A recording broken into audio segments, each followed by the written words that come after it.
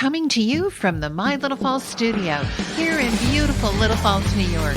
It's your host, Scott Kinville, and another episode of Marty's Illegal Stick. Hey, what's up, hockey fans, and welcome to episode number 38 of Marty's Illegal Stick, being recorded here on August 11th, 2021. I know, I can't believe it's 38 episodes. Oof. It's unbelievable, isn't it? Even though it feels, well, it's about 98 degrees outside, but we're getting a heat wave here in upstate New York. But anyways, we got a very great show lined up for today. This is going to be a lot of fun. And before we bring our guests in, I'm going to bring our esteemed panel in with us. Finally coming back to work. He's been off for a couple weeks between meetings and vacations and, living the high life. He's back in the studio with us today. So I'm bringing in Leo Gump Kinville. Hey there, Scott. Glad to be back. I did miss it for 2 weeks, but I got to tell you, it's been so hot out there today, I couldn't find ice if I wanted to. So. Oh, that's why you had your head in the freezer. Is that yeah, you're exactly right. Yes. How was your trip to Watkins Glen? Outstanding. It was a wonderful trip. Good. Lots of races. I just looked for cold beer and fast cars and old women. I don't look for the young ones anymore. They laugh at me. Well, for your sake, I hope you found plenty of all. Oh, yes. It was. We had a ball. Really did. Thanks for asking. Okay. And also to my left, running the controls extraordinaire like he always does, Mr. Dave the Save Warner. What's up, buddy? Not too much. How you doing? Pretty good. How about you? Any tales of racing you want to regale us with? Or? No, I'd be looking for the young ones. The hell with those old ones. You guys should go together next year. Yeah. That would be something that'd be TV worthy right there. I'll leave the fodder for your dad. Yes, absolutely. I can see it now walking down the street with an old one and a young one. Oh, jeez. Oh, boy. Joining us remotely, he's back. Well, he had a hockey stick in front of his camera. Not sure what that was quite all about. But anyways, the professor, Jeremy Roberts. What's up, buddy? How you doing? Not too bad. So what were you trying to show us there? Oh, nothing. I'm just actually trying to go over. I saw something sticking out of my hockey stick, and it's my tape that I got. That's all chopped up, so I got to retape that before tonight. Ah, okay. Ooh. I thought you were trying to tell us. Oh, so you're playing tonight? Oh yeah. Tonight, tomorrow. Give me the five ball. I don't even care. I'll just go there and I'll lay on the ice for all I care. I was just going to say, Jeremy, you're doing better than I can. He found ice. I'm so over this. It's ridiculous. I'm done. Oh, come on. Don't be like that. When it's 10 below in January, you're going to be saying, oh, I wish it was August again. No. Have you ever heard me say I wish it was August? You never wish for August. I'm with you, Not Jeremy. August. No Anything way. else, I will never wish for like hot heat. I won't. I've never been the hot guy. I don't care about. It could snow 18 feet. I don't care. I'm more happy with 18 feet of snow than I am about 95 degrees. I agree with you 100%, pal. Good for you for not taking the bait too. I tried to reel you in, and you avoided it like a true champ. Way to go. And also joining us from the Rink of Dreams, friend of the show, Mr. Barry Shelley. Barry, how are you? Great, Scott. How are you? I'm fantastic. Getting ready for your big weekend, are you? Yeah, we are. Yeah. Good for you. We'll talk about that a little bit later on in the show. So I want to bring our guest in. Our guest is a former NHLer, and with us recording here in Little Falls, New York, we're quite close to Utica. And this guy played one season for the Utica Devils as well. It is our honor and our pleasure to bring in Mr. Jim Thompson. Jim, how are you? I'm wonderful. I'm excited to be here, and thanks for having me on. Oh, thank you for coming on. This is really, really cool. So how's it going up there in Ontario? It's we're doing good. I'm following, where we were with COVID and all that. We've opened up, and things are a lot better here. I believe we're leading a whole bunch of places in, vaccinations, and that's helping out. And as we are all hoping, this Delta variant won't shut us down again, and we can start getting into normal life. And absolutely. Things are good. It's hot like there, and I'm in the rink every day, so I get to stay cool. So I'm good. Very good to see you again. Oh, nice seeing you, Jim. And I know Roger. He wrote me after you came on when I had Roger Neal on. He was so surprised, and he couldn't stop talking about you and how good it was to see you again. Yeah. While you were in Binghamton, while he was announcing the games. Yeah, a real gentleman, Roger Neal. Oh yeah, he was great. I was a part of that show too, and I tell you, he was just an entertaining Yes, you guy to were. talk to, and I could have listened to him for a couple hours, to be honest with you. But Jim, you were born in Edmonton, and you obviously grew up there. Did you ever want to play for your hometown Oilers? I did, and going in there, playing against them was in their glory days, and I always thought, if I ever got traded there, I played on 6 teams, and it's like being here in Toronto. I played my junior hockey here in Toronto, but I always had that thought to wear Oilers jersey, but unfortunately, it never happened. Well, that's all right though, because you still got to play in the NHL, and to get to go to Northlands Coliseum to play must have been something else too.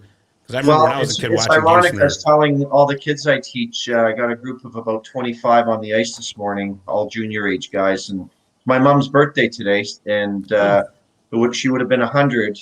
And so, anyways, I was telling them the story that when the Oilers were winning the Cups, I was in Washington, and I had the goal of my life. I went end to end, beat Kevin Lowe on a 1-on-1, and then I deked out Grant Fuhr to score. And obviously, for a player like me, all the everything had to line up perfectly, and it did that night in the Northlands Coliseum.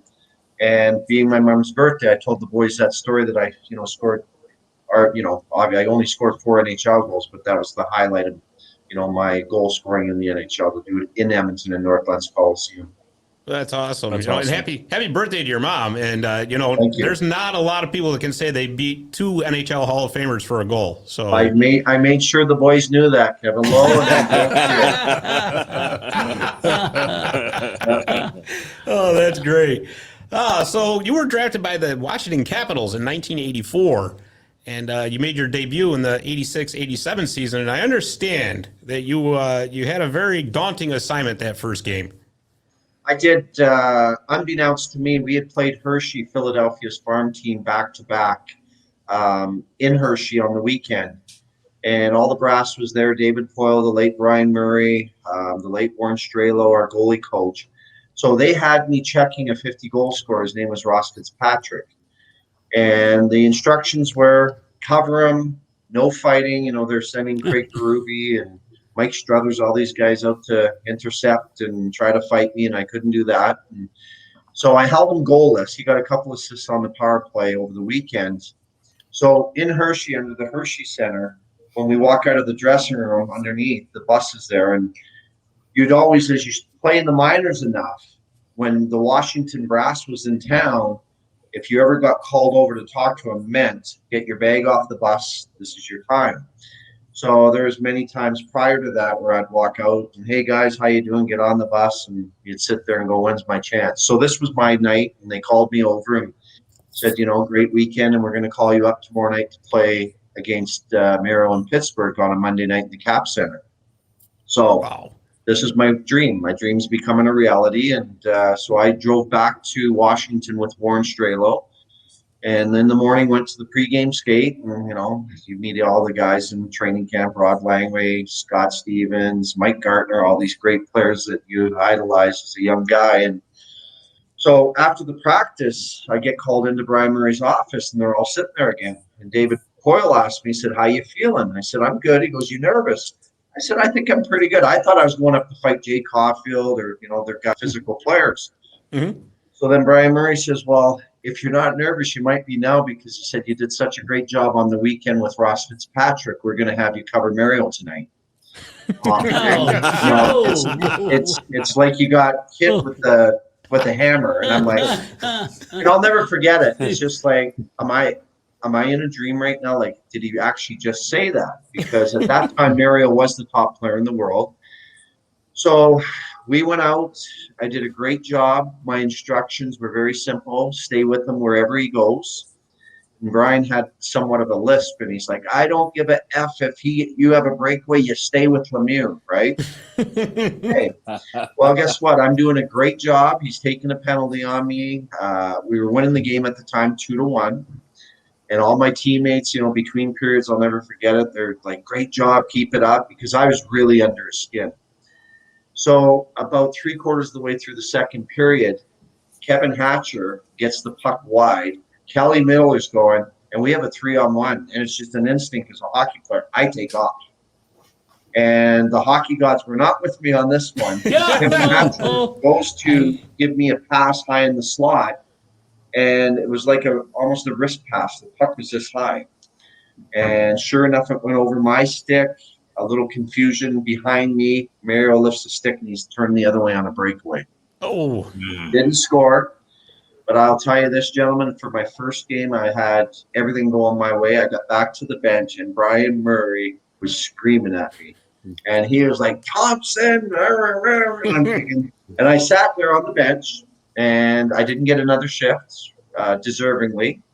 So I ended up staying for 9 more games and then got sent back down to Binghamton. But, it's funny because I pulled up that game, and when I look back, they ended up coming back and winning the game, sadly. They beat us, I think it was 5-4. Mario didn't get a point in the game. So for a period and 3/4, I had thrown him off, and obviously whoever else took over my spot. But he did not get a point in that game. But that was my first game, and it's a memory. But just quickly on that, I was in Ottawa at the Ottawa Alumni Box. My wife and I were there playing. We were playing Pittsburgh. Ottawa was playing Pittsburgh, and Mario was 2 boxes down. So anyway, I said to my wife, "I got to go down and say hello to him." So I go down, and he agrees to see me, and he's in there with a couple guys after warm up, and I went up to him. I said, "Hey, Mario, it's Jim Thompson," and he's looking at me. "Who's this guy?" I said, "You wouldn't remember me, but you might remember this game." So I started explaining that game, and then all of a sudden it clicked in. He goes, "I remember being really upset," because they're talking, they're calling this tough guy up, blah blah blah. He goes, "I remember being very angry with Brian Murray that night." He goes, "I do remember the game," and I said, "But what you didn't know." I said, "That was my very first NHL game." And the guy beside him, he kind of hits, and he goes, "Holy man," he said a few words, right? He goes, "Could you imagine that?" He said, "Your first game being called up to cover a guy that's like, yeah." And it was a compliment to me, and I went, wow, that meant a lot right there. So, that was my first game. that's awesome. Wow. That is really awesome. That's insane. I couldn't That imagine. is, I mean, it sounds like you were basically assigned to shadow Lemieux that game. And I just wanted your thoughts real quick on, it doesn't seem like they don't do that anymore in hockey. And I kind of wonder why. Well, I go back to Shadow and Gretzky. And I will say this, everybody who tried to cover Gretzky, we played the Edmonton Oilers in the playoffs in 91. And they had Kelly Buchberger covering Wayne. And I think Wayne only had 2 assists in 5 games. And Kelly actually shut him down. And he's a masterful job of, because nobody could really shut Wayne down. Right. And he actually did that series, and I'll never forget it. Wayne was really frustrated, obviously. But how do you cover McDavid? How do you cover Nathan McKinnon? How do you even keep up? So yes, in today's game, to cover a player of that speed and strength is very difficult. You have to do it, as a group of 5 out there, just to, keep their angles and their lanes and where they're going on the ice. But, I look at Connor McDavid and, playing with Gretzky, I always say he was the greatest player of all time, but nobody in the history of the game can do what Connor McDavid can do. No doubt. Amazing. It's amazing. That's actually a very good point. I think the other hardest thing is to cover just one guy nowadays. Is you don't have just one guy on the ice that can really do that. You got Nathan, you got McCarr, and you got McKinnon on the same team. Yeah. I mean, how are you going to cover them both? You can't. Yeah. You just Draisaitl and McDavid. Exactly. Right? You open up other lanes, and you're shooting yourself in the foot. Basically, you might as well stick to your zone and do what you do. Yeah, it's now. I think we go back to the Detroit Red Wings, who had that 5-man units of, smothering some of the best players in the game, and that's kind of, I'm still up to date on the new NHL, and you got to do it by committee, and as you say, just keep them to the outside somehow. But man, oh man, it's pretty to watch these guys play the game today. Yeah. Oh, it is incredible too. I mean, it really is. And you make a fantastic point about McDavid. I mean, I tell you, I'm not even a real big Oilers fan, but if the Oilers are on, I will watch just because of McDavid. Well, I go, listening to Wayne say, people consider myself, Lemieux, Gordy, Howe, Bobby Orr the greatest players of all time. And when it comes out of Wayne's mouth saying nobody in the history of the game can do what this kid does, and it's true. Like at full speed, the things he does, I'm amazed at it. Like I compare it to this. In my time, Pavel Bure, the Russian Rocket, could do magical things at high speed. Like, you know, we played Vancouver a lot, and you'd be sitting there at ice level going, "Oh my goodness!" But no, not like McDavid. No way. Wow. Oh yeah, it is. It's absolutely incredible. I mean, and some of these other players today, it's amazing. But after the Capitals, you had moved on to Hartford and then to New Jersey. And while you were with New Jersey, you spent a year right here with our hometown, well, at the time, Utica Devils. We got the Comets now, of course. So that was the 1989-90 season. And you had a heck of a year that year. You had 20 goals, 23 assists. The team was really good. Any particular memories about that team? Yeah. So playing in the American Hockey League, you remember voices and you remember people yapping from benches. So as a rookie in Binghamton, we're playing Portland, Maine, and they had a tough guy named Archie Henderson. So you just remember Archie because he was so big and he had a reputation. So I'm a young guy, and we had another tough guy, Shane Churla and Grant Jennings. We had a pretty tough young team in Binghamton. And you could hear this voice from the bench, Thompson, and I'm thinking, oh my gosh, this Archie Henderson's going to come out and end my young career, right? So I never, you know, thought much about it. Nothing happened in that game. I'd never look at the bench. So I was a player rep for the Binghamton Whalers, and we had our player meetings in Mexico, Ziwat and Nea. So Archie Henderson was the player rep for the Portland, Maine team. And I meet Archie, and he's got this real sweet, soft voice. Hey, Jimmy, how you doing? I'm thinking, what?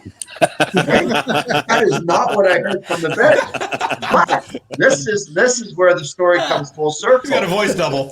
I get traded from the Hartford Whalers, where I was playing in Binghamton, to the New Jersey Devils.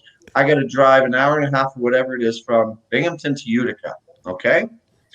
So Tom McVie, who's not a big man, right? And he says, you're going to meet me at this Italian restaurant, and we're going to have lunch.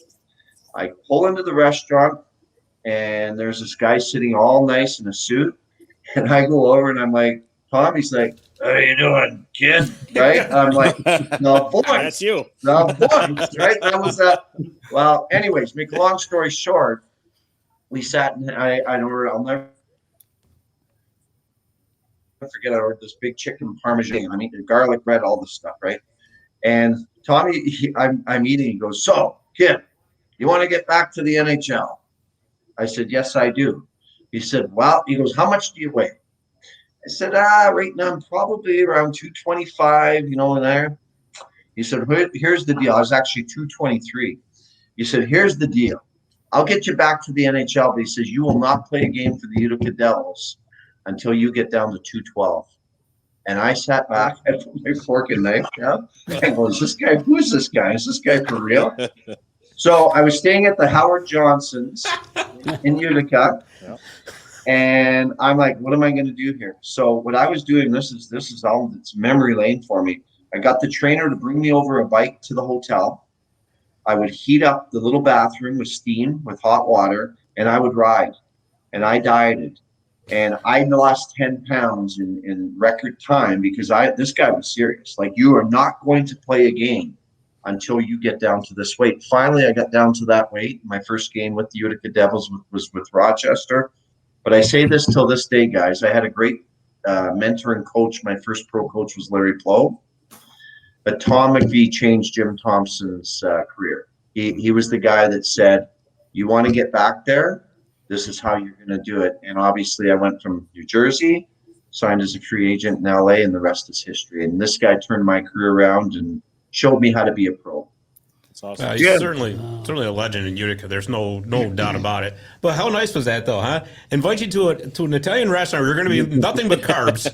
And oh, by the way, before you play for us, you got to lose 10 pounds. Oh, you know?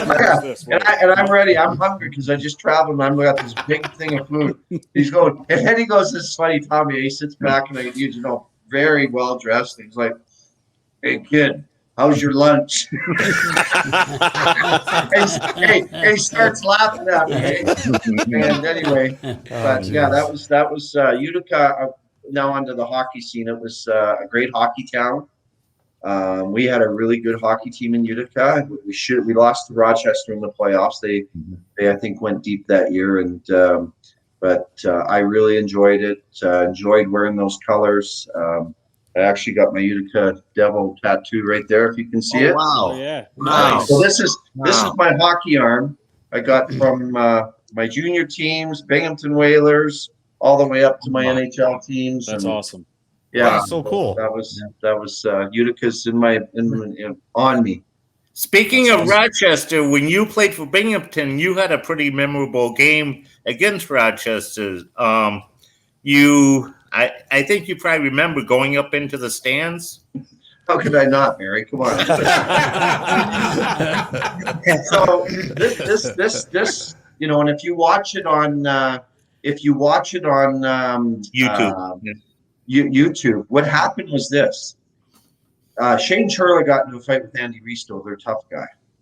And at the end of the fight, Shane Churla knees him where he shouldn't have kneed him when they're laying on the ice.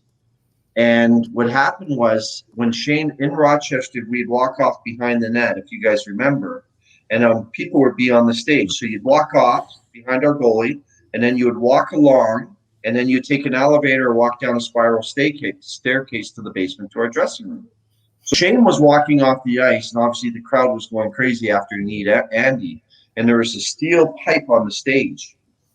So somehow I'd have to go back and look at it, whether Shane picked it up, which I would have to believe, and threw it at the crowd, and then they threw it back, and then mayhem. So all I remember was this guy in a white T-shirt, which was at stage level, because remember, we're here, and the stage is here, and I can remember him trying to kick Shane, whether he's trying to kick him in the head now. And somehow you see the green number 18 get up on the stage. And I got up on the stage, and believe me, gentlemen, I'm not proud of this. I've talked about it, how it could have changed my life and changed my career if I would have hit that kid. But I grabbed onto him, and I just swing, and he ducks. And nothing happened, and I let go, and next thing you know, you see a cop grab my arm, and then I could just hear Larry Plow in my ears, Jimmy, get down, and I jumped down. So after the chaos, Shane ended up getting charged. Thank God I didn't. And he got charged and had to go back to Rochester in court, I believe, to defend himself. But, it's things happen quick. They happen quick, and I watched that, and the fear of God goes into me if I would have did that. He wasn't a kid. He was, an adult who was a young guy. Right. That was in the middle of the mayhem, right? But that could have changed the sails of my career in a big way. Wow. Yeah. Wow. I guess wow. That's quite intense, actually. But, obviously something you don't see much of anymore. That's for sure. Yeah. No. Listen, again, when I broke in, I ended up in Binghamton. Like I was a goal scorer growing up, and I did some fighting here and there. I was not a fighter. I wasn't a tough guy. And then I get to Binghamton as a rookie, and I had, I think, just under 195 minutes, and had how many majors in there. And then the next year, Brian Murray said to me in my exit meeting, he goes, "If you want to make our team, you got to fight more." I had 41 fights the next year, hand operation, led the league in penalty minutes, 360 penalty minutes. Because as much as I hated it, that I wanted to play in the NHL. That was my dream.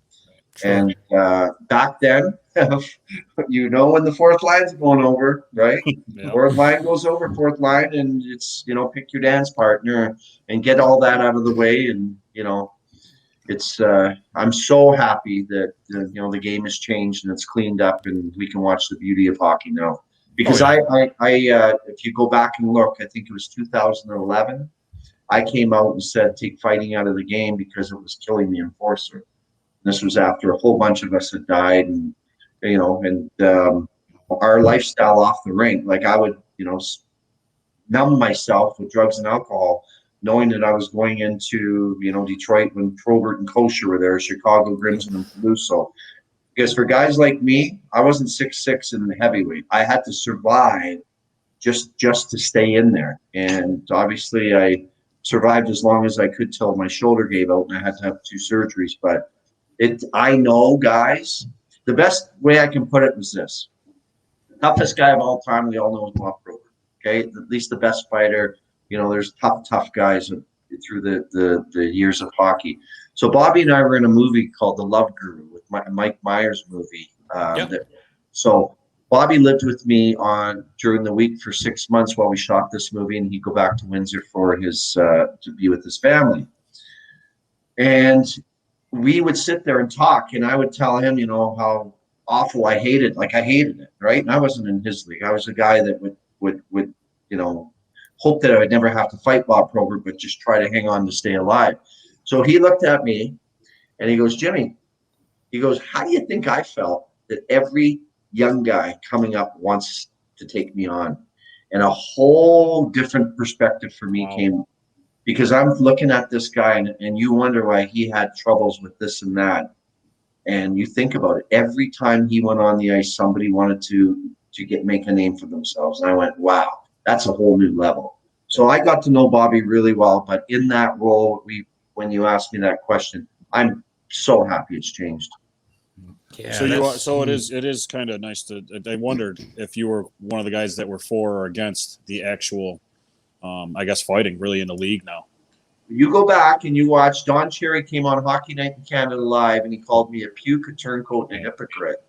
And he involved Stu Grims and Chris Nyland, who had nothing to do with it. It was me. I said, I don't blame my addiction. I grew up in an addictive family. Okay, my parents were both alcoholics. My brothers were into drugs, whatever. But the fear and the anxiety and the mental health I was going through really pushed me to numb myself. And I look at the Boogards. I look at all these guys. My buddy John Kordick was one of the earlier ones, cocaine and vodka, and so all these different guys. It's funny, no goal scorers were in there.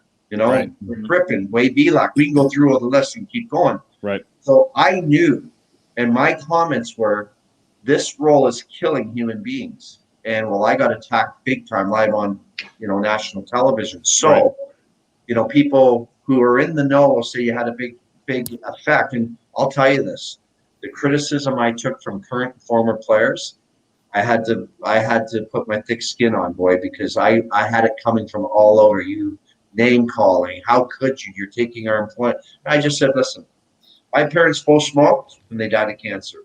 Either of them made it to 70. So we find out that if you're going to smoke all your life, you're probably going to get sick. Well, if you got guys like Bob Probert, Derek Boogaard, Tony Twist pounding on your head, chances are it's going to affect the brain and this sort of thing. So, that was my whole point. We needed to get the fists off the skull and help these young guys have a normal career life. That's what a lot of little documentaries here and there that I listen to, like on the radio and stuff, and even like the show. I believe it's on Netflix, called Ice Guardians. Yes.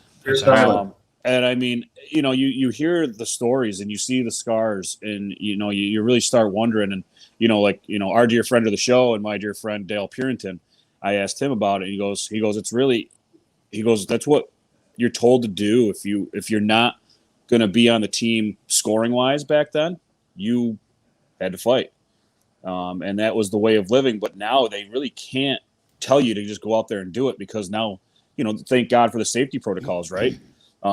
You got these guys that have played with concussions over concussion, and night after night getting beaten up, and going out there, and that's all they would do, is just go out there and fight.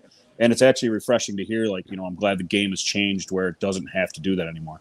Yeah, Dale was a tough dude, and he had a lot of battles in his career. Yeah. I'm going to guess that for the last 15, I don't even know how many years, I got ringing in my ear, and it's there 24/7, and I just live with it. I live with the headaches, the amount of concussions I had through 10 years of pro hockey, and listed 124 bare knuckle fights. How many times, whatever happened, body checking, the brain shaking. So right. When we look at all that, they can say, well, the speed of the game, body checking, yeah, but you know what? To have a Zdeno Chara, land his fist on your skull, that's a lot of damage. Sure. So that cleanup, Gary Bettman, great job. Yep. Let me ask you a question, Jim, because there is a train of thought that says that if they were to completely eliminate fighting from hockey, that there would be an exponential growth in like cheap shots and stick work and all that. Do you think that's true? No, 100% it's not true, because like every other sport, you fight, you're kicked out. Basketball, baseball, it doesn't matter. Right. Okay. The amount of cameras in a rink today is your police. Yeah. We don't Good point. need Dave Brown, Ty Domi, Marty McSorley, these guys to protect Wayne or whoever they're protecting, because there's nothing that gets past. If somebody two-hands Sidney Crosby from behind, it's on camera, they're going to get suspended. Yep. And you don't need, in my time, Jay Caulfield coming out to rattle some guy's head. Right. So to me, the policing is done by social media, because nothing is passed them. That's that's a good point. People forget about all the camera angles that are available now. Yeah. I mean, I think some of the referees wear them now. Yeah. Mhm. Yeah. So So it's you're going to get caught doing it one way or the other. yeah. In There's my age, growing up watching a lot of hockey. Back then, there was a lot of goon hockey. Right. yeah. And I'm not in favor of goon hockey. I never did like it. I to this day I don't like it. And at least they're getting rid of it now, and I'm very glad about that. I'm sure you're not going to get rid of all the fighting, because you guys are skating pretty fast down there, and somebody's going to come up and put you into the board. You ain't going to be very happy about it. But No. And but it's not goon hockey. Right. no, if two guys fight today, there's a reason they're fighting. One thing that bothers me, gentlemen, when we played, you could land a massive hit on a guy. And we just played. We kept playing. Yep. Today, you hit anybody, and there's a guy coming after you to fight. I don't understand it. Yep. I don't get it.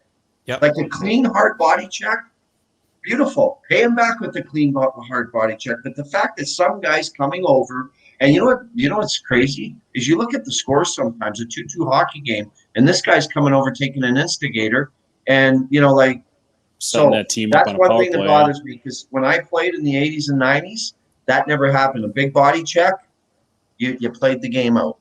Right. Right. Absolutely. That's another fantastic point. That and I didn't really think about that until you just said that, Jim. You're right. Yeah. If you see a legit clean hit, next thing you know, everybody's got their head on a swivel. Okay, who's going to be the one that's dropping the gloves? You got the one guy flying in from the other side of the ice, flying. 100%. You know, And no regard. No regard. No, not one. To me, it's silly, and that's the only word I'd use for. I understand sticking up for your teammate. Right. Hard But hit. if it's a clean, clean, if it's hard clean hit. hit. Yeah. I mean, if it's like what we do, Scotty, when we play. If you were going across the blue line with red line with your head down, I could have cleaned your clock up. You hear that on the bench. Right. Pick your head up. I mean, I coach hockey now, and I tell my son all the time, I Garrett, can still hear that. don't go over the red line with your head down. Don't do it. Hardest I've ever been hit in my 10 years. Training camp, Washington Capitals. Came down on a right shot, came down the left side. Cale Johansson moved me right into Scott Stevens, Oof. and I didn't remember anything. I remember coming to in the training room, and he basically gave me the car accident like you see on the videos. The only blessing was he didn't hit me in the chin, because it could have been devastating. He hit me right here, and it was lights out. So, Yeah. But anyways, yeah, that's one of the things that drives me nuts. Wow. So I gotta ask you though, and it's nothing to do with fighting, but have you been back to Utica in the past few years, or? No, at Utica, you asked? Yeah, the Utica Odd. No. So I don't know if you know it or not, but they've redone it all. It's actually very, very nice now. Yeah, I heard it's redone. It's beautiful. Yeah. Because back when you were playing, remember they used to have the silhouette on the walls there. Yes, I do. Never forget it. Those are Never forget it. I understood why they had the hockey player one and the rock star one there, because they had the concerts, but they had a basketball player one, and they only had like the Harlem Globetrotters there once a year, and then they had the businessman one. I can never figure that out. Why did they have the guy carrying a suitcase or a briefcase or whatever? That either. I remember going from the Broome County Arena to that arena, and it's like, yeah, it's the history. I look at Rochester, all those rinks in New York State, and there's just so much character. So many stories that are amazing. I was back to Binghamton a few years ago when Ottawa had their farm team there. I was doing some work with Ottawa, and I went, just reminiscing about how different it was. You know, the dressing room and the lounge is completely different than what we had. Yeah, there's no doubt. And you know, people don't realize just how much hockey history is right here in New York State. It's kind of like the unknown hockey history hotbed, really, you know. Well, I got to tell you this. There was a bar in Binghamton called Funsies, famous for all guys. Yeah. And when you go in there as young kids and you see the broom dusters and, you know, these old players' posters around, and you go, wow, there's actually history here. Because we had no idea. I grew up in Edmonton and then moved to Toronto to play junior. And now I'm in Binghamton in this, you know, dungy pub. And you just look at all the players, you know, Ogie Oglethorpe, whatever his, you know, I forget his real name. But, you know, there he is with the big afro wearing the broom dusters. And from Slapshot, and you just go, wow, there's a lot of history here. Yep. Yeah, no doubt. No doubt. And you know what? Speaking of all that, I do have to ask you, because I was going to ask you earlier and it kind of slipped my mind. The Italian restaurant that you met Tom McVie in, do you remember what the name of it was? No, but I wish I did. It was funny. It was a restaurant, and then it turned into a dance club or a party atmosphere on Club Monarch. Saturdays and Sundays. Yeah, I bet you it was Club Monarch. Club Okay. Monarch. Probably. Yeah. That's awesome. That could be the only. That could be the only thing I can think of. Yeah, have it would be Italian probably food and then turn into like a dance club at night. That's Club it. Monarch. Yeah, we would go there on, I think, Sunday nights was a big party, and you know, I mean, it was sardines in there, but that was the place to go, right? Club remember Monarch that. could be Club Monarch because Yeah. it wasn't too far away from the Howard Johnson at the time either. You're Yeah, right. probably. I'm a sardines. I used to do a lot of dancing in there. With those old ladies. You know, now since the Utica, well, now the Utica Comets, but the Utica Devils are now back in Utica. If they did like an alumni return, would you be interested in? Would you reach out and like, or not be? If they reached out to you, would you be open to coming back to Utica? Oh, I'd be 100%. I'd be driving there. I love to drive. That'd be awesome.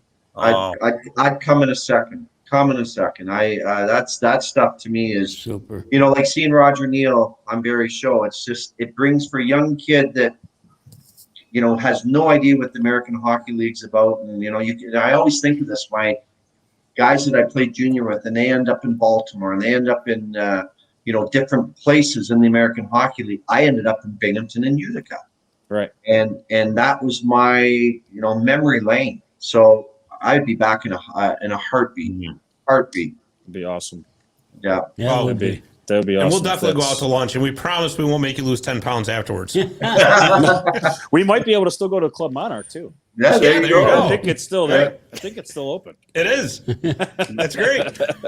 And you'd have to come to the rink afterwards, take some shots on Gump. Yeah. There you go. Yeah. I'd be ready. Oh, God. Oh, boy. So, Jim, after your dates with the Devils were done, you ended up with the Kings. There was a couple of temporary stops in Ottawa and Anaheim in between all that because you were actually selected in 3 straight expansion drafts. But the Kings really liked you, apparently, because they traded back for you twice. Yeah. So tell us, how did that feel to get, well, number one, be in LA, and 2, to be selected 3 times straight in an expansion draft, but end up back with LA? Well, it's the only record I have. It's actually a record, a known record in the NHL that Jim Thompson was the only guy to go on 3 expansion drafts. So I told you guys that was the answer to our breakaway trivia So question a couple weeks ago. what's funny is I'll get people on some trivia stuff saying, "Hey, you're on this trivia thing." But anyway, that being said, this is the biggest compliment. I played for LA, and then in the first expansion draft was Minnesota and San Jose, because remember the owners split. Yep. So I was told I was going to be protected. I wasn't. I went to Minnesota, and I got traded back. Short time. I never ended up in Minnesota. At the entry draft, they traded back for me. They made a big trade with Minnesota, and I got traded back to LA. Played that year in LA. That summer, again, Nick Beverly said, "Yeah, we're going to protect you." And I was on the unprotected list. I looked in the newspaper and got picked up by Ottawa.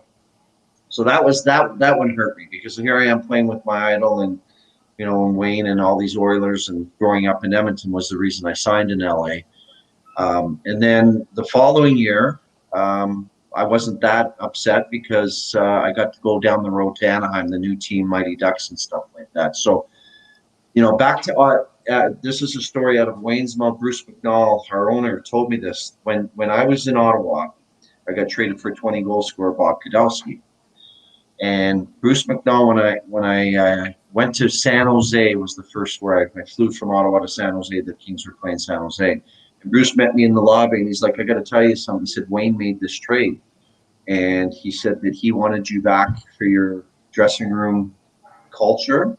You're a selfless player, and obviously I helped protect him and all that. But he's the guy that made this trade. He went to Barry Melrose and said, get Thompson back here. So I actually asked Wayne. He said, it's all true. He said, I wanted you back. And that was a huge, huge man, problem. oh man. That's Huge. awesome. So when you asked that question, yeah, I was like, wow. But Wayne actually made the trade, and that was big for me. So, and this is when I was a free agent after New Jersey. They bought me out of my last year, however that worked. You become a unrestricted free agent. So I had 4 teams I could have signed with. I had actually agreed to go to Detroit because Probert, all that era had left, and Detroit did not have many physical players. So my agent, Steve Bartlett, said, this is your best fit right now. This is, you go to camp, you get a chance to stay instead of being sent to the minors. So I agreed to Detroit. And the next day he called me back. I was in Edmonton for the summer. And he goes, just so you know, LA matched Detroit's deal. And not even hesitating, I said, I want to go to LA. He goes, but it's a bad pick because they got McSorley, Jay Miller, Chikrin, all these tough guys. He said, you're going to end up in New Haven. I said, Steve, I will find a way. I want to go and play with Gretzky because growing up in Edmonton, right? Yep. Sure. So, the rest is history. And that's how that all went down, where I would have been going to Detroit if I would have listened to him. Wow. Yeah. No kidding. That's very, very interesting. And, I wanted to ask you mentioned Bruce Mcnall. Now, I know that, what happened, later on towards the end there when, you got caught with the money laundering and all that. But how was he as a guy? I mean, he seemed like he was a really good guy. He was the nicest man to us. We were, I think, there was only 2 teams in the league who had their own planes, us and Detroit at the time. And he spoiled us. And yes, he was spoiling us with other people's money. He paid for that. But this guy was so kind. He was so nice. He's lit up the room. When him and John Candy and Wayne bought the Toronto Argonauts, John Candy was our honorary captain. So he had all this excitement around us. And I can't say enough. He made mistakes. We all do. And he was just a really, really nice man. I have a lot of respect for him. Yeah, he always did seem it, whenever they interviewed him and all that. And, a while back we had Tom Laidlaw on the show, and he was with the Kings in 88, 89. Yeah. And he was telling us that the LA locker room, especially right there in Los Angeles, can get pretty wild sometimes with all the celebrities in there all the time. And did you ever get to meet any of the celebrities there?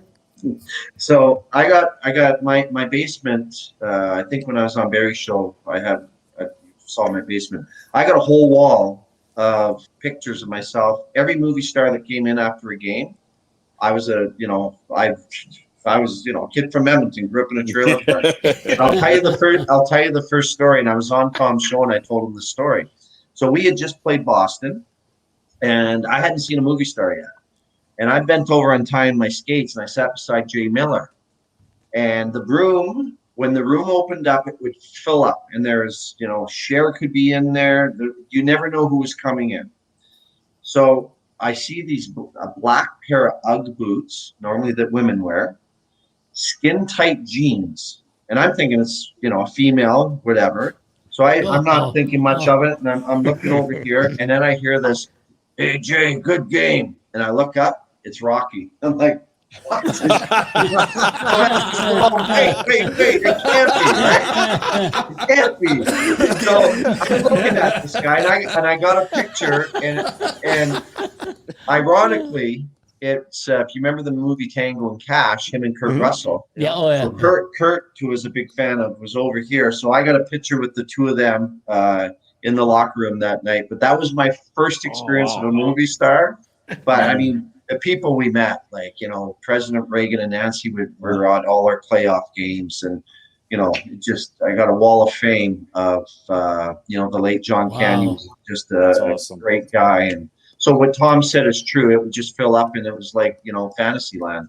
Man, that's just incredible. That really, really is. I like that What a movie, by time. the way, Tango and Cash. That was a good movie. Yeah, it was. A couple of actors. I still own the DVD. A couple of actors are pretty big hockey fans. Michael J. Fox, I believe he's friends with Wayne. He was there. Yeah. And I gotta tell you, yeah, I got to tell you this before I forget. So this whole group of movie stars come in, bodyguards, and I'm like, wow, Wayne Gretzky's really popular down here, and they're wearing hats, right? Waynesboro, right?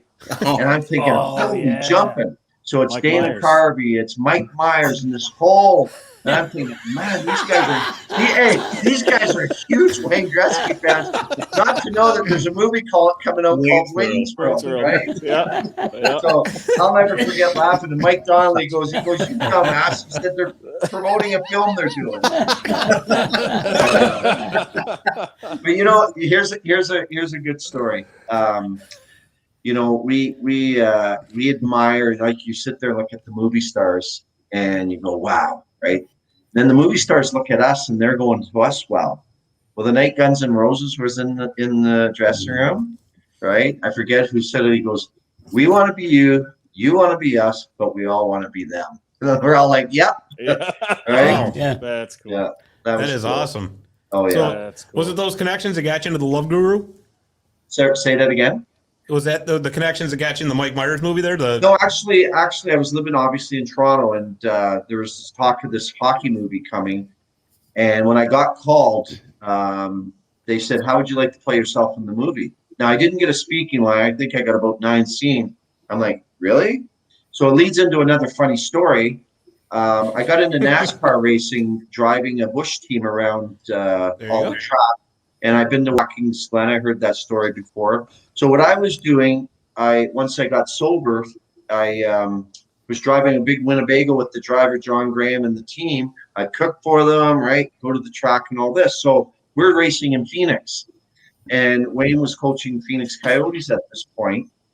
And we went to his place. We went to his place for a get together, and we're all standing around the island. He goes, "Tell me about this movie that you're in."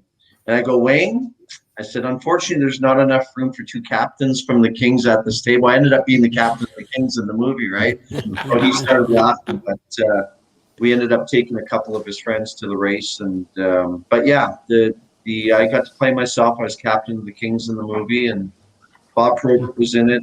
Jamie Ellison, who played in the NHL, was in it. Obviously, numerous other guys, but that was a great experience.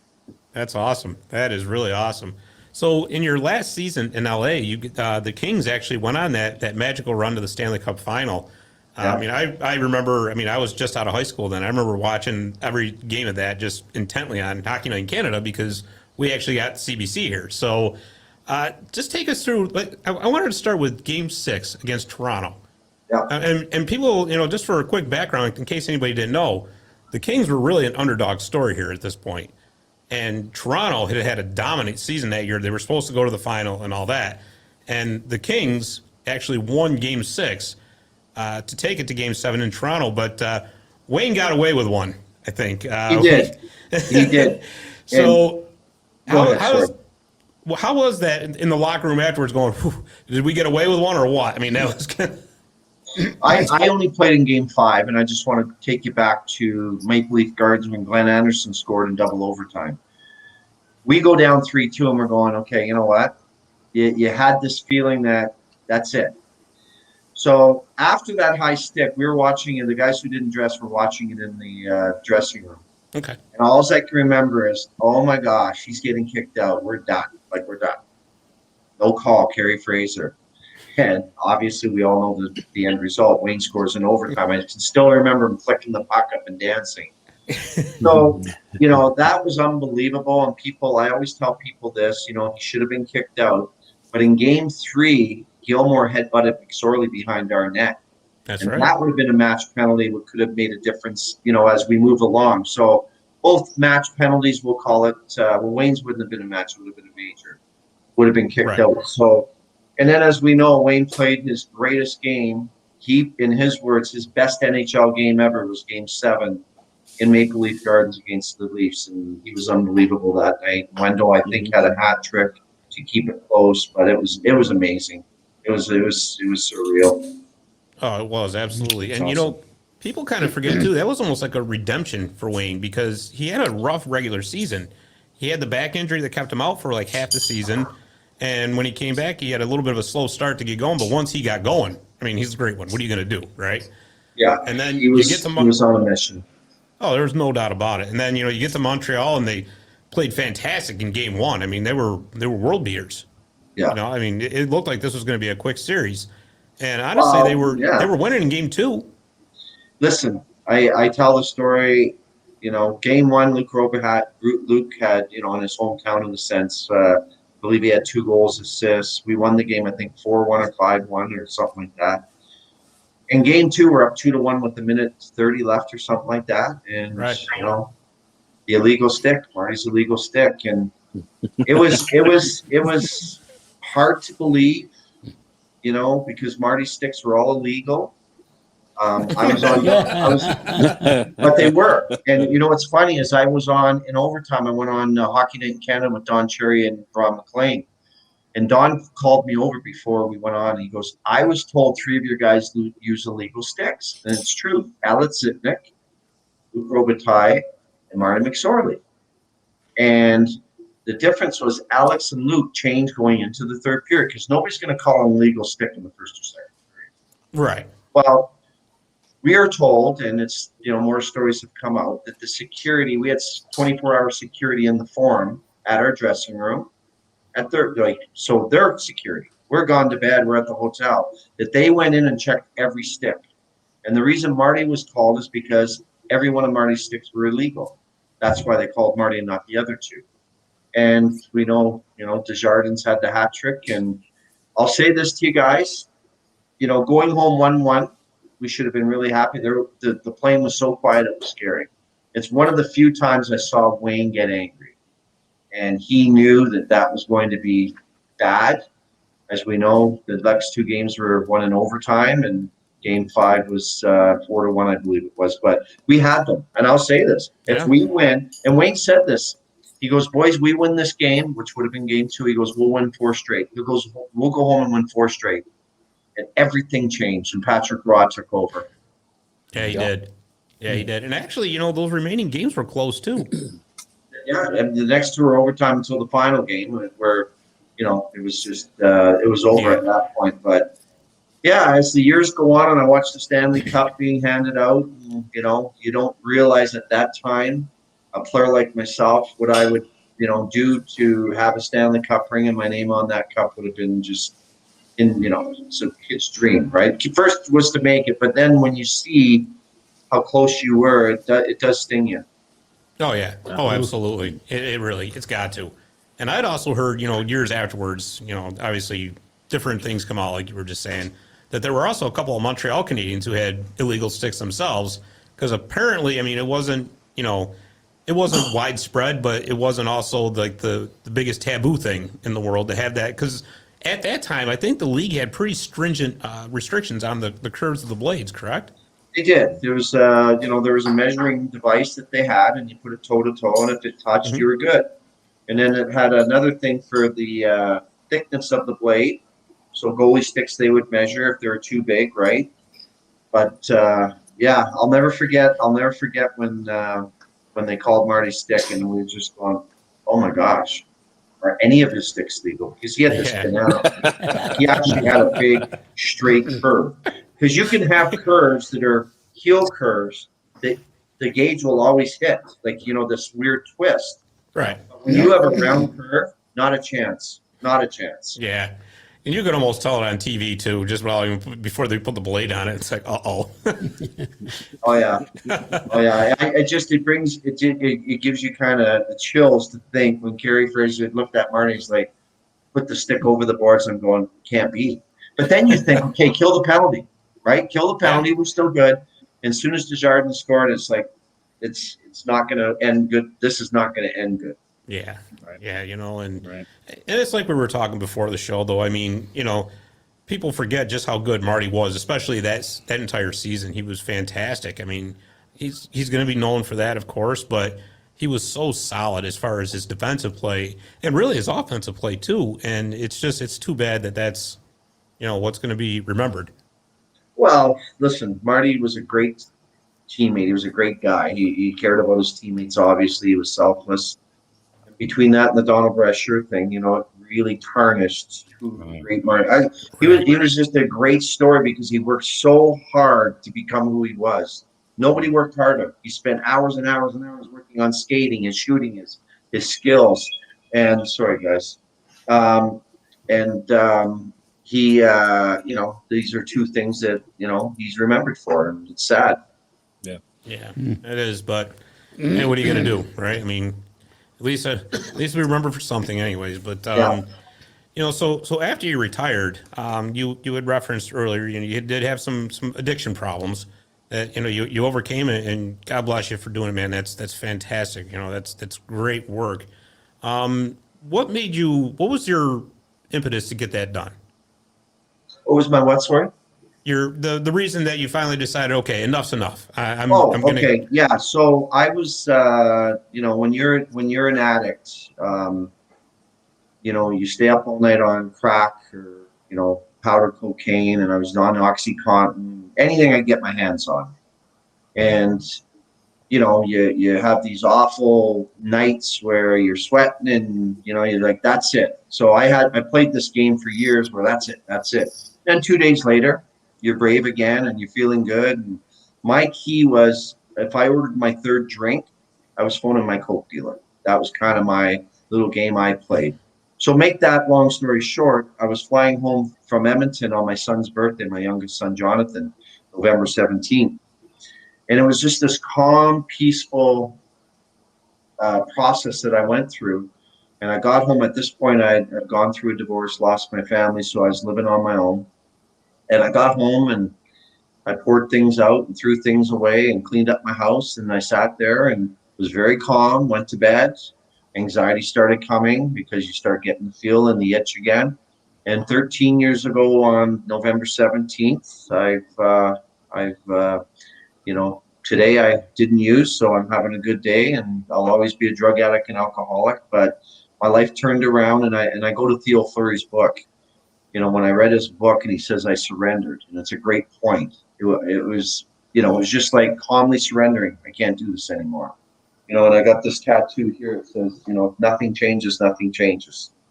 And the amount of people that I now take, do interventions on and take to rehab. I got 2 trips next week to pick 2, sick fathers up that were, really, really bad. One was homeless. One went from my lifestyle to homeless, 3 beautiful kids. I talked to him today. I pick him up on Wednesday, and his life has turned around. And so to answer your question, you become, you surrender to the disease, and some people can't, some people don't, some people die. And I was very fortunate to get out of it. Good for you. Absolutely. That's fantastic. Good for you. Fantastic. So nowadays, you and your wife are owners of the Aurora Tigers, which is an OHA junior team, correct? Oh yeah, OJHL. So it's sorry, yeah. Yeah, no, it's fine. Junior A. So we've owned it for 7 years, and I'm a hockey geek. So I'm 55. I was on the rink this morning at 7:00 with 25 aspiring guys to get to where I got to. So I run an 8-week program in the summer, Monday to Fridays, 7 to 9 on the ice in the gym, called JT Prospects. And then, we got the Aurora Tiger Junior A team. And I do a lot of mentoring, a lot of life coaching, and for these young athletes. And I do travel around with PowerPoints of how not to screw your life up. So, that's something that I was doing for some teams called Career Killers. And one mistake can end everything, and especially with the money involved today, and the temptations and the social media, you can blow everything up in a second. Yep. And, Wow. it's real. So anyway, yeah, I'm having, I'm not working. I get up at 4 a.m. and it's passionate, and I can't wait to get to the rink. And as you guys know, if you're doing something that you love, you're never working. And hockey has kept me, alive and through some dark times, but I'm back in some good times, and I'm very fortunate. Man, that is incredible. Absolutely Outstanding. incredible. That really is. And last but not least, tell us a little bit about Jim Thompson's dreams. So that's everything built into one where, as I said, I work with a lot of sick people, especially through COVID. I've been way too busy dealing with people in addiction and mental health, and spending a lot of hours driving people to, save their lives and their families' lives. And then it goes into, NHL mentoring, where I work with kids on ice, off ice, how to, live properly, be respectful. There's a major problem in our society with bullying and kids picking on each other, and mental health, and leading into certain, individuals killing themselves because of the bullying. And there's a big mess going on out there. So I say this, it's, the NHL was not my calling, gentlemen. I believe my calling was to help people, to assist in, families' lives, to make, certain situations better. And I believe the NHL was just the platform to give me a little more, a lot of people are hockey fans. So if I get, one of these fathers that was a huge hockey fan, he didn't want help. And I got him into my basement, where it's kind of like a museum, and said, listen, this is the situation. Well, we went from, I don't want to meet this guy, to blah, blah, blah, to me driving him to Ottawa to rehab. And he's one of the gentlemen I pick up next week. And so I believe the NHL gives me a little bit of, energy, we'll call it, that people say, okay, I'll talk to this guy. That I'm not just some interventionist or some guy that comes off the street to lecture. Because I know, listen, when I was using, I didn't want to talk to anybody. It didn't matter. It's like, I pretended, and, oh yeah, great, I went to AA. My ex-wife, you need help, so I go to AA, and, it was, I wasn't ready. And you can go to rehab as many times as you want until you're ready to surrender. Nothing will change. Absolutely. Wow. That's, Jim, that's just an incredible story. And I'll tell you, man, hats off to you, really. Absolutely. I mean, Absolutely. that is just fantastic. And we just appreciate the heck out of you coming on and telling that story, because that's not an easy thing to do. No, and the only way I can, help people is to tell my story. And, it's easy to sit and say things that you don't have experience in. One thing I have experience in is using drugs, smoking crack, taking OxyContin, snorting cocaine. I never shot a needle, thank goodness. But the devastation it caused in my life, my broken family's life, so on and so on and so on, I can tell somebody this is how it's going to end up. And there's two things what happens to an addict. You're either going to end up in jail, or you're going to end up dead. Because eventually, it doesn't matter how rich you are, Mike Tyson, Evander Holyfield, and some of these rich athletes, you will run out of money. Yep. Sure. Yep. Sure. Absolutely. Wow. Well, that's, like I said, just an incredible story. And we want to thank you for coming on and taking the time to come on and talk to us. And if you don't mind, Jeremy and I, we will name drop you to the comments if you want to come back for a Devils reunion if they do one. So. Oh, I would in a second. I'd be back there in a second. Yeah. And I had a great season there in Utica, and I would love to come back and reminisce and just be part of it. 100%. Yeah. Yeah, I mean, like we'll mention it to Rob, and Kevin Todd's still around, so I'm sure Kevin would definitely speak up. So. Well, we had a great group: Dave Marcinish and Jamie Huscroft. Jeff Medill, Claudeville Grain. Miles O'Connor, whose son now is playing on Colorado, right? Nice. Billy Heward. There was a ton of guys there that I would love to reconnect with. Scott, I got in contact with Utica Comments got in contact with me because for some reason they know about all the items I have. Mm-hmm. So I sent them so many old programs, Jim, while you were there. I sent them a few years of the team hockey cards. And also about 3 hours videos of highlights from the old Utica Devils, and they said they're trying to put together a media show on opening night. So I don't know if they're having some players back on opening night or not, but I sent them a whole bunch, probably about 2-3 pounds worth of old programs, pictures, videos, and the hockey cards. So they are planning on something, but I don't know what they're planning on. Well, you let them It's know been out I there. would be in my car and be happy to come back and be part of something. Yeah, Well, and they've and if you mentioned do, we're that. definitely going to lunch. How's that? And you're allowed to eat. Don't worry about it. Yeah, there you go. Oh, that's great. Well, Jim, thanks again for coming on. We do appreciate that, and like I said, you're welcome to come back on anytime you want. You let me know. I'm honored to do it with you guys, and it brings back a lot of I call it memory lane. And I thank you for making my night. It was a lot of fun.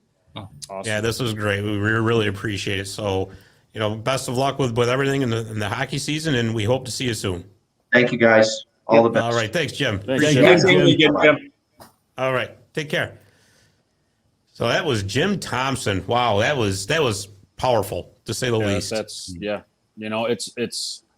it's weird. I guess also sad to say, like, you hear guys that had to go through that road to the NHL with the physicality and fighting. Yeah, It seems like there's always the similar trend that they always go down that darkened path. yeah. Dale did it. Right. All the old bangers that we've seen on TV, they talk about going down that darkened path. Yeah. So, I mean, maybe it is time to really look at and change, the fighting rule in the NHL. I mean, I know you're not going to be able to get rid of it completely, but it's time to really look at it and see what's really going on. Well, I think that a lot of it is, there's, for one thing, there's got to be more consistency from player safety at the NHL level, the Department of Player Safety. But even you got to start permeating that down through the other levels too. Because if you don't nip that in the bud, by the time players get to the NHL, it's the horse already left the barn, so to speak. Right. And I mean, I don't know who it was, but they were on NHL Live or NHL Network on the radio or something. They were saying, obviously in the NHL, fine, you can let them fight, but if they fight in like the AHL or even Junior A's, they're done. Like, they get suspended for so many games, or start implementing that, because then they'll learn not to do it. In the pros, you're a professional. Okay, I get it. In the AHL, you're a professional, but you all want to get to the top spot, right? So why you never see it at the NCAA level? Of course, they're all wearing face cages too, so it's kind of pointless. But right. So, and you guys, and you guys probably seen this back in the day when the NHL players would, be winding down their career. A lot of times they'd send them down to the AHL to be like, a leader in the locker room. But I remember going to a game, and George McVie, he fought all the times with the Rangers. He was called down to the AHL, and every shift he was out on the ice, the opposing players were trying to get him into a fight, because that's how they make their names. That's how make the name go up. Yeah. So, it's not only in the NHL, the tough guys, when they come down to the AHL, they get the same thing with the younger guys trying to make a name for themselves. But I as a season ticket holder to the Comets, I didn't see an awful lot of fighting with the Comets. No. No, I really did not see a lot of fighting with the Comets. Yeah, you're right. No, you're absolutely right. Matter of fact, a couple of times I got a little mad because I thought they should have fought. But I know it's going what you said, Jeremy. But I did not see a lot of fighting. I really didn't. I mean, I the only one that really catches my eye is, I think, when they were playing, I believe it was Hartford, and that big man. Well, maybe it was Gertson, rocked. Who was it? I mean, he didn't know where it was. I'm happened at the blanking. I know exactly what you're talking. I was at the game. Yeah, so was I. And I remember, oh my goodness. And it was like, he tried to stand up, and he had no idea where he was. Yeah. I mean, that's the only. Arsenal, but I mean, Vinny Arsenal. Arsenal, yes. Yep, Arsenal. that's it. Yeah. And I mean, I go, okay, good. They're finally doing this. Like, Utica needs to do this because they don't fight. Like, they just didn't do it. Well, the game with the most fights that happened, I believe, was around 2 years ago. I believe they were playing Wilkes-Barre. It was towards the end of the season. They had nothing to, play for. But in that game, I believe there were 9 fights during that. You'll get them. I mean, you definitely will get them. I think it's just it's the given night, really. Yeah. Right. Well, and you put a pro down, forget about it. Like you said, Barry. Yeah. I mean, you put even that Dale pro on the talked ice. about that. That's what you are. You're a marked man. Right. Mm-hmm. I don't think so in today's hockey, but back in the 80s, because I remember going when Jim played for Binghamton, I used to go to see their games, and they'd have Mohawk. He came down to play in Adirondack. He wasn't a fighter, but all the guys were like trying to go him into something, just saying, "Hey, I fought Mohawk," Right. Well, Dave the Save is giving me the signal here that he wants to go to commercial break. So, we're going to end this segment like we always do with Breakaway Trivia, but we're going to do a little bit something different this week. Okay. I know. Make me look stupid again. I know. Well, no, you're on a winning streak. Yeah, I thought he was retiring after he got that one correct. He's like, "That's it. Mic drop. I'm out of here." He should. Never coming back. Yeah. But anyways, first of all, we're going to let you know that Breakaway Trivia is brought to you by friend of the show, Jimmy the Iceman McNeil's children's book, The Red and White Zamboni Ice Machine. To order your copy, you can email Jimmy at mac_iceman@hotmail.com. Now, here's the change. Normally, I give the Breakaway Trivia question, but the professor has one that he has been dying to use. This is a good one. So with that said, I'm going to let him take over. Take it away, Professor. All right. Well, this is a good one. And it's not hard. It's pretty simple. But Yeah, sure. Oh, yeah. who scored the last Hartford Whaler goal? Very good. So we're going to have that answer for you when we come back. Oh, boy. I know Barry knows it, but Visit My Little Falls and stay connected with the latest news, information, and events in the city and the area. Our mission is to generate interest in the community and connect residents in a more meaningful way by facilitating deeper conversations about how these stories will shape the future of the Mohawk Valley. Join thousands of weekly visitors who stay up to date with feature stories, interviews, videos, our event calendar, and print publication, the Mohawk Valley Express. It's about timely local news for the community, keeping citizens informed about important issues, telling about the people who live and work here, and giving locally owned businesses the opportunity to reach a very targeted audience of locals and tourists alike. It's a whole new form of media-rich content developed specifically for today's mobile lifestyle and listeners. You can download our iOS app in the iTunes Store, listen to our country music streaming radio station, or sign up for our weekly newsletter. Stop by today at myfunfalls.com. You'll be glad you did.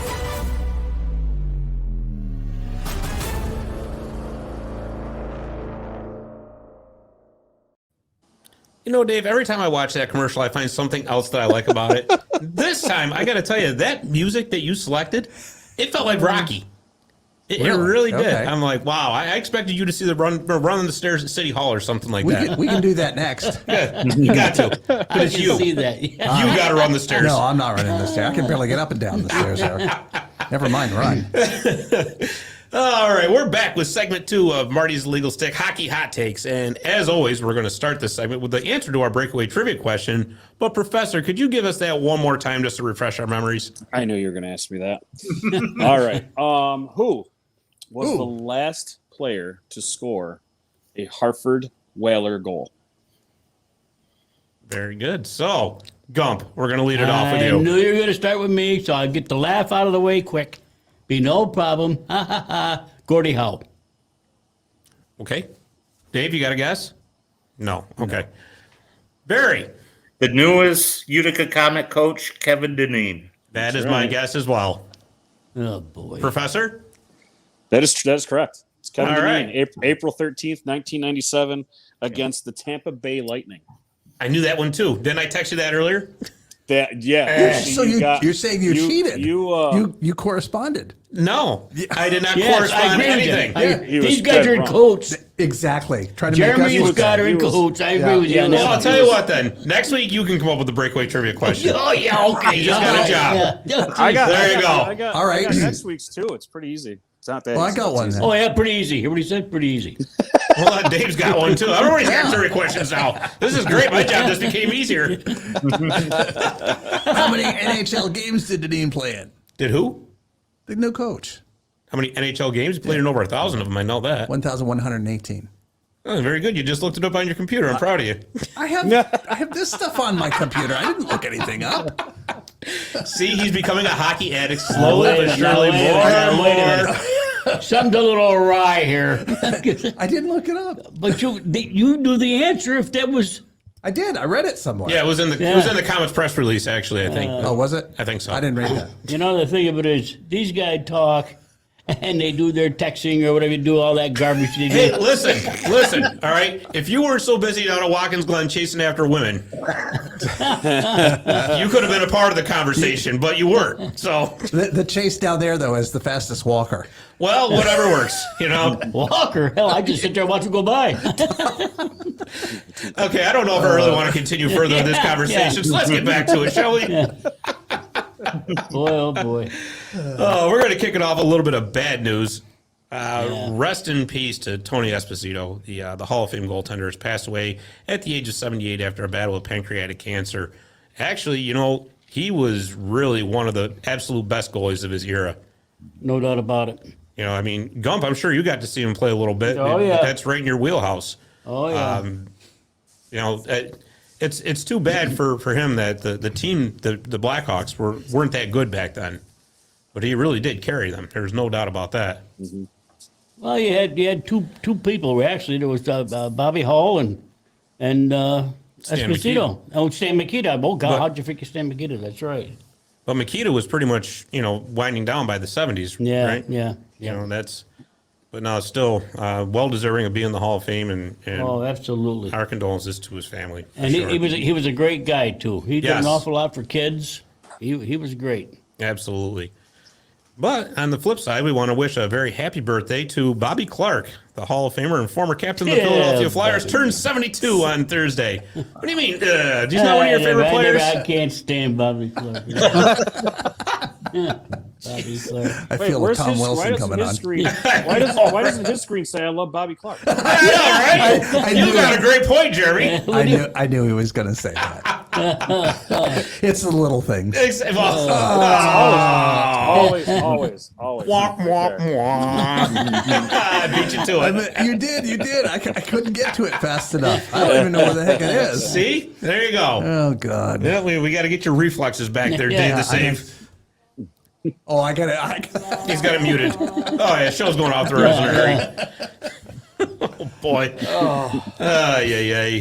Well, anyways, our aforementioned hometown Utica Comets have announced their home opener on October 17th is indeed sold out. So it looks like Utica crowds are now picking up where they left off pre-pandemic. That's great to see. It really is. I'm looking very forward to seeing how this season plays out. I know we want to, in a few weeks here, have see if we can get somebody from a Devils podcast to come on and talk about some of the prospects that we can expect to see in Utica this year. So, which is very exciting because actually the Devils have a great farm system they're putting together. I'm just happy to go back to the yard and watch some hockey again. Boy, that's been terrible. Now, did you get your original seats back, or did Oh you yes, have to? Did you? yes, same seats. Good for you. That's And excellent. we'll be there right on schedule, right on time. Yeah, I'm actually, I'm kind of secretly hoping that at least Alexander Holtz plays maybe just a half season in Utica because I really want to see that kid play. But we'll see. We'll see what happens with what they decide. All right. You got so, Luke Hughes too. Luke Hughes can always come to Utica too. Yeah, but he's playing for your Wolverines.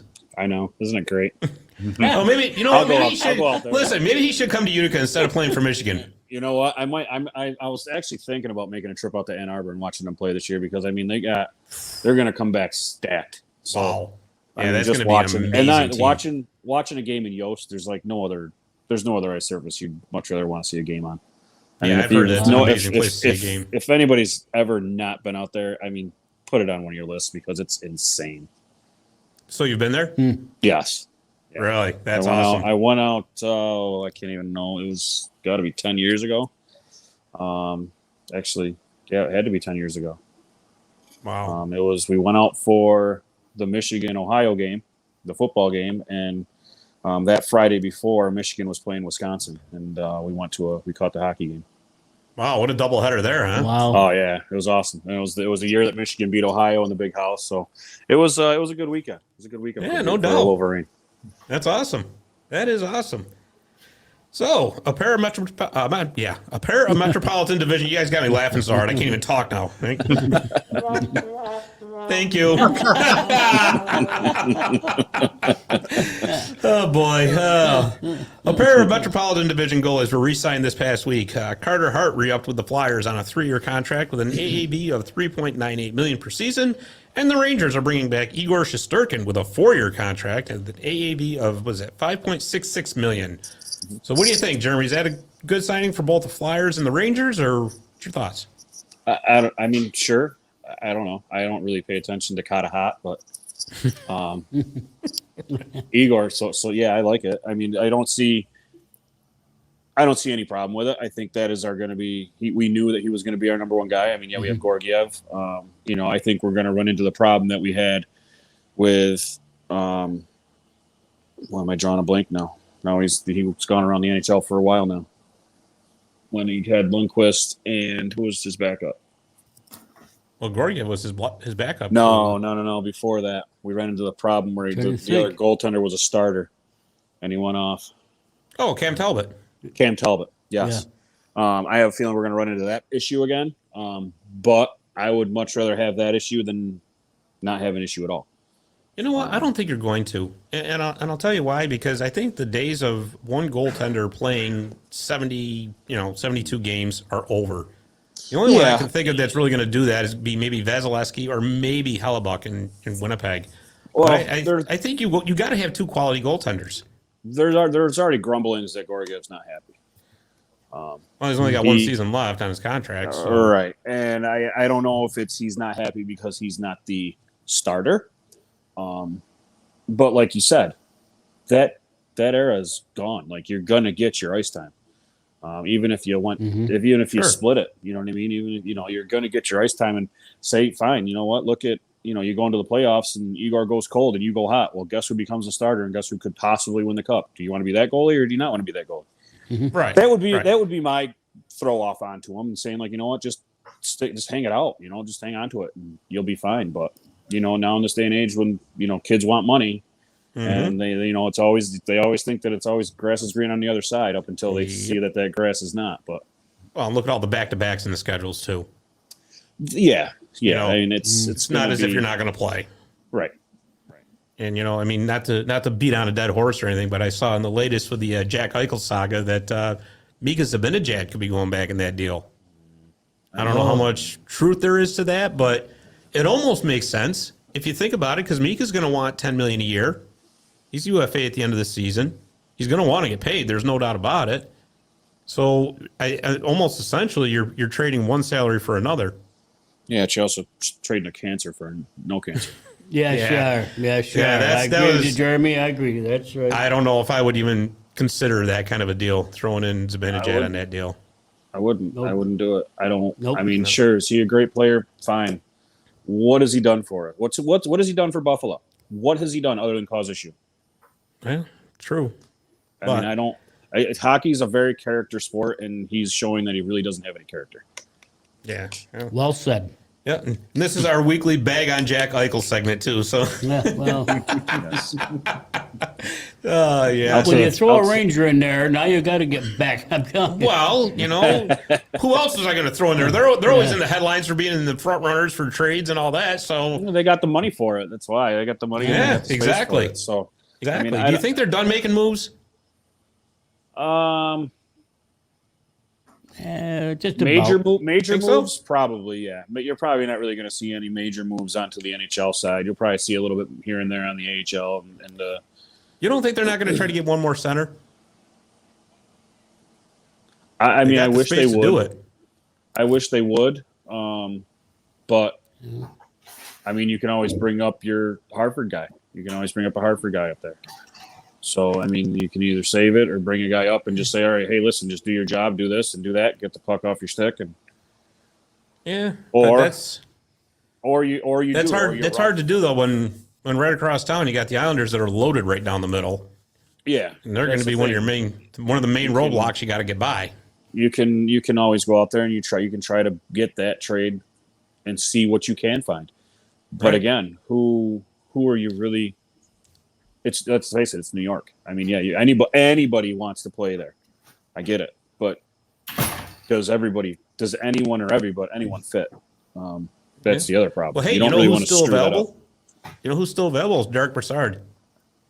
He's out there, and I liked him as a Ranger too. You know what? I'm telling you, that would not be a bad idea.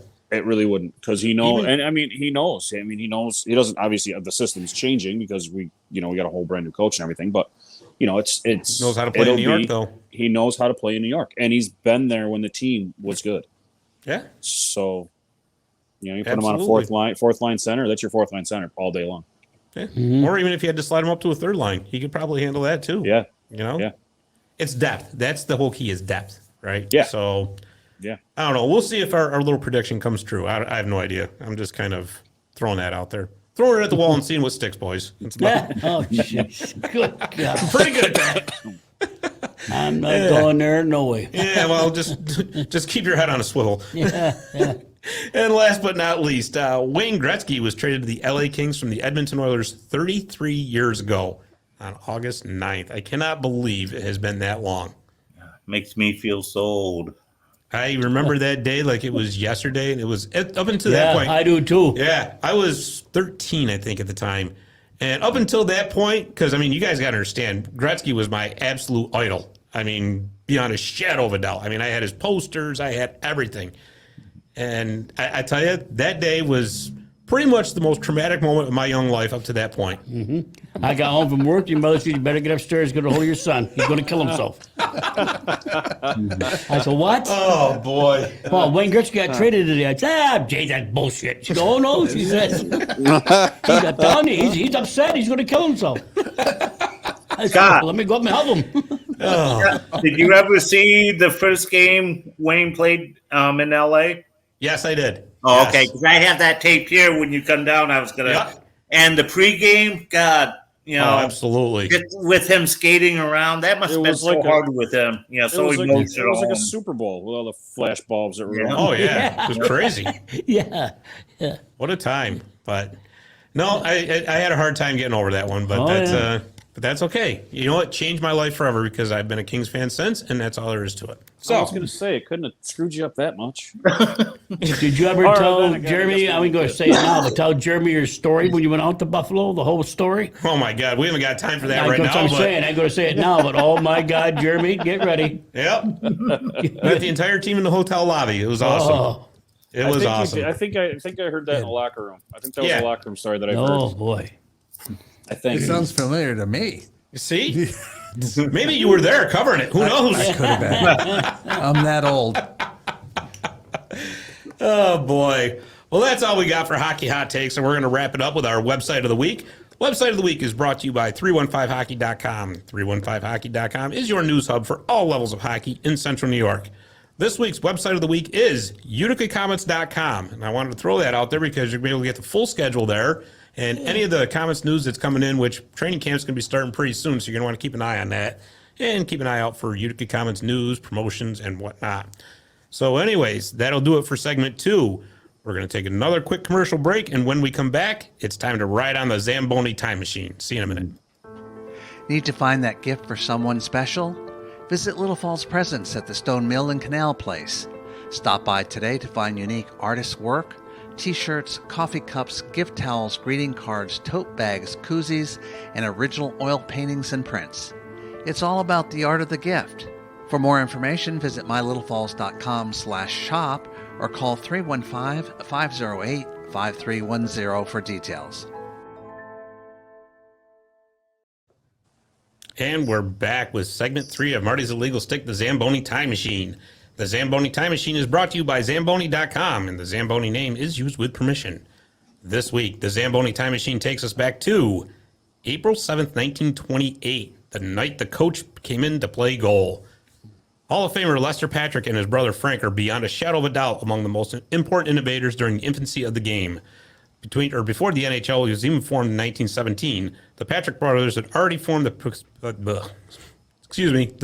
Coast. See, I got laughing so much again. Oh boy! You just knew it was going to be funny, right? I know, right? All right, you got ahead of yourself. Thank you. Now, go ahead. All right. Coach came in. Before the NHL was even formed in 1917, the Patrick brothers had already formed the Pacific Coast Hockey Association, which was located in Western Canada as well as Seattle, Washington. They were among the first to use artificial ice in their arenas, put numbers on their players' sweaters, award assists, institute the on-the-fly changes, and among many other things.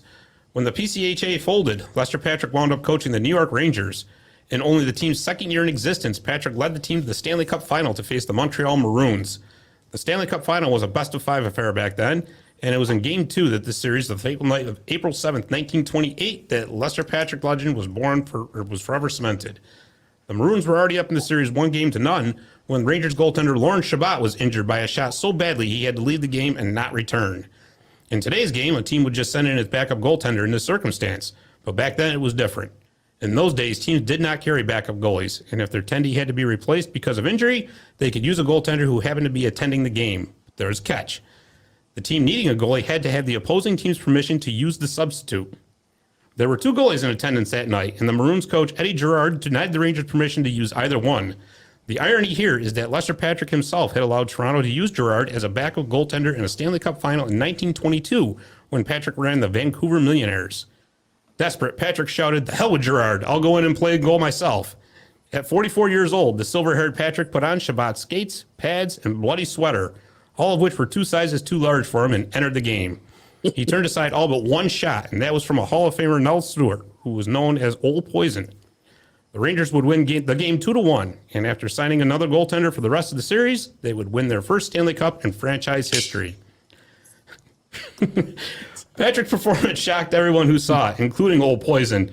He would later say, "The old white-haired bastard was terrific." And that, my friends, concludes this week's trip on the Zamboni Time Machine. I had a hard time reading that one. That was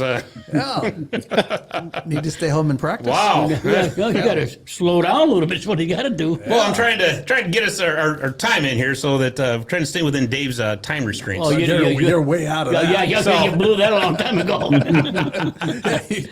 No. Oh boy. But yeah, Old Poison was pretty impressed with the Silver Fox. So Yeah. So there you go. You got your story on how your Rangers won their first ever Stanley Cup. Oh yeah. So No, those are my boys. You were there, right? Oh no. I might have seen a few of them, but it wasn't that one. oh boy. Well, that's all the time we got for for Marty's Illegal Stick today. We want to thank again Jim Thompson for coming on. It was just a fantastic story that he told. Great. And I'd love to have him back on again sometime. But anyways, we want to let you know that you can find us on the web at martysillegalstick.com. We're on all major podcast platforms under My Little Falls, and we're also on Facebook, Twitter, and YouTube under Marty's Illegal Stick Hockey Podcast. So, for Gump Kinville, for Dave the Save Warner, for Barry Shelley, for the Professor Jeremy Roberts, I'm Scott Kimball. Thanks for listening. We'll see you next week.